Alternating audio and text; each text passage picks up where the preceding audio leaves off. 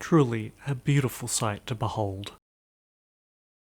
So the other day I looked in my fridge and I noticed that I was down to my very last roll of 135 film. Now the simple and easy thing to do would just go and buy another bulk roll of whatever I had before, Fomapan 200 in this case.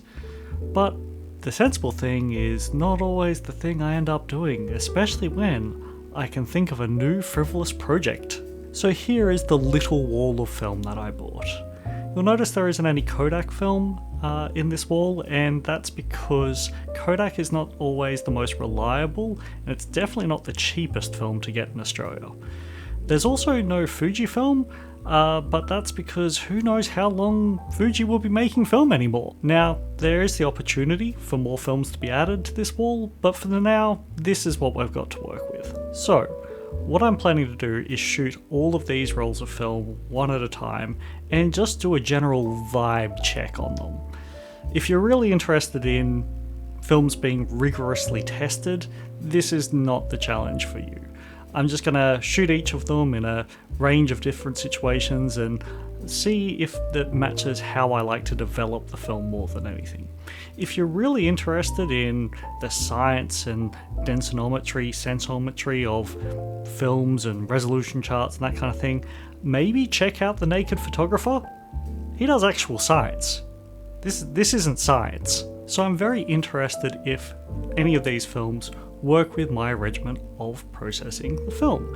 It's a little bit different to how some other people do it. First and foremost, I use a Jobo. That's this awesome machine here, the Jobo CPE2 Plus with lift. It's possibly the only time I've ever got a deal on photographic equipment, so I make sure to use it as often as I can.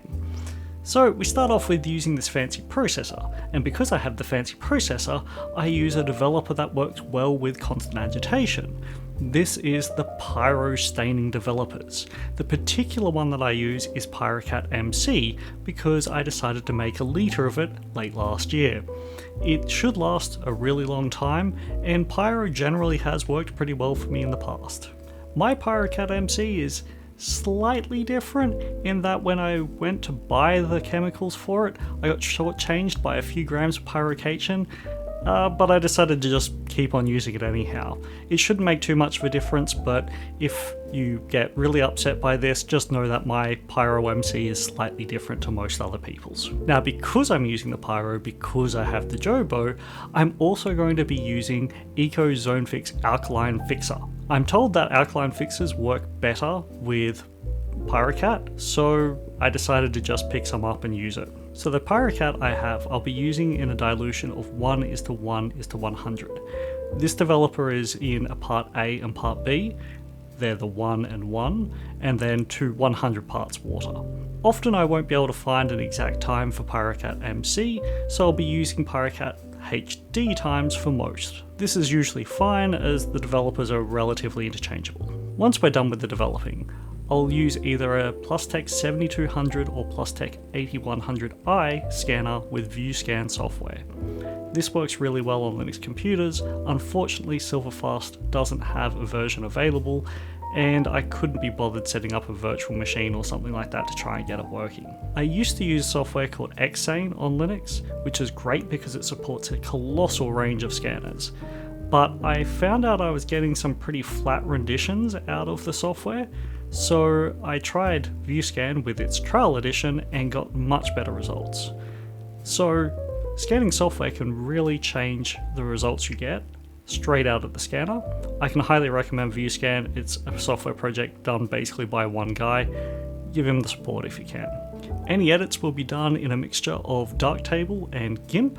I usually only do minor things like dust and scratch removal, cropping, contrast adjustment. If I do anything particularly extreme, I'll mention it. And that's my general process that I'm going to be using for all of these films that I want to try out.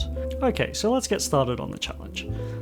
I ran out of Fomapan 200. I bought a 17 meter bulk roll of the film, and I originally got it because it's really interesting. It has a cubic or T-crystal emulsion and a traditional emulsion, basically layered one on top of the other.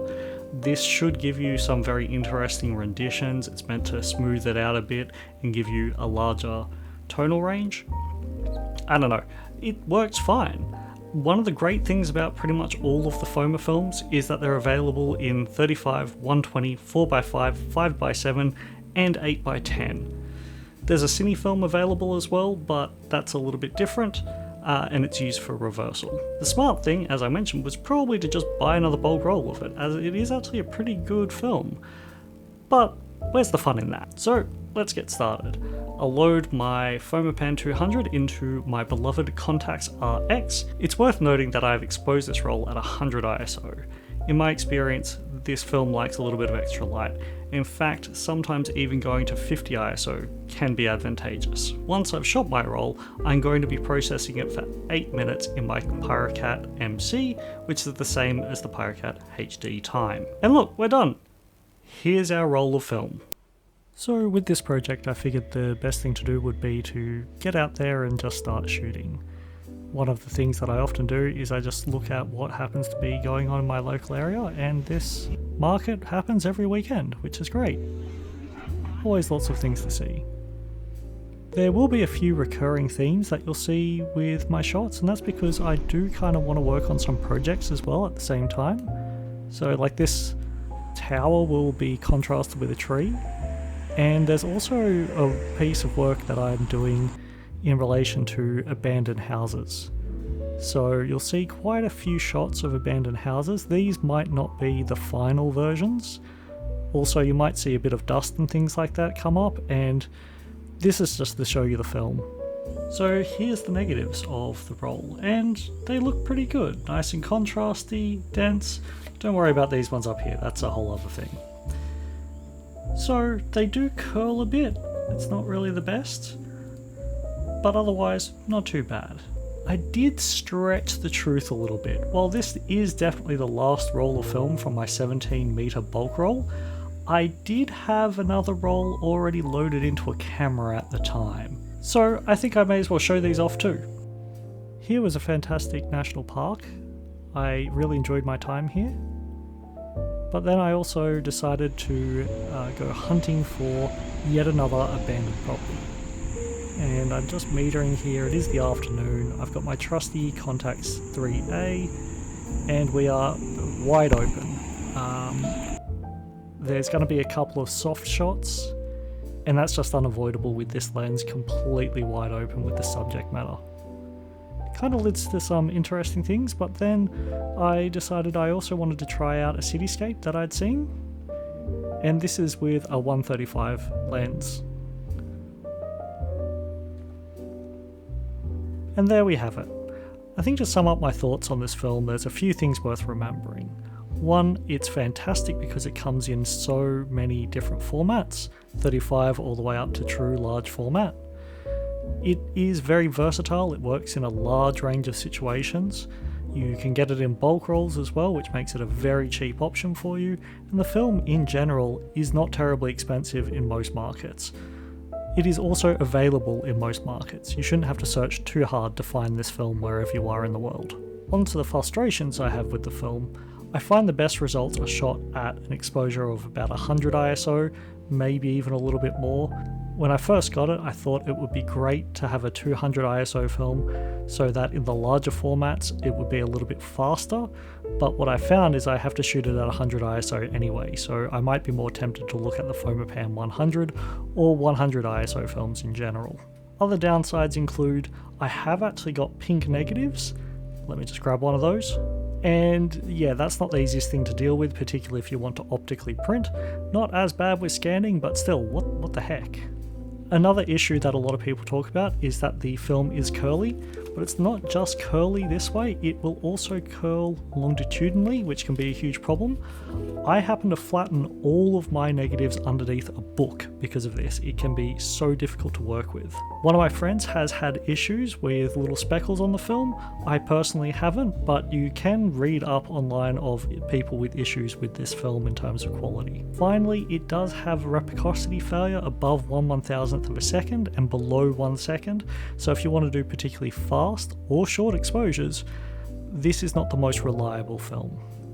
However, with all of those caveats known, I still think it's a pretty good film. So why not give it a try? Now let's see what film I should try out next time. Alright, now let's give this a spin and see what we get.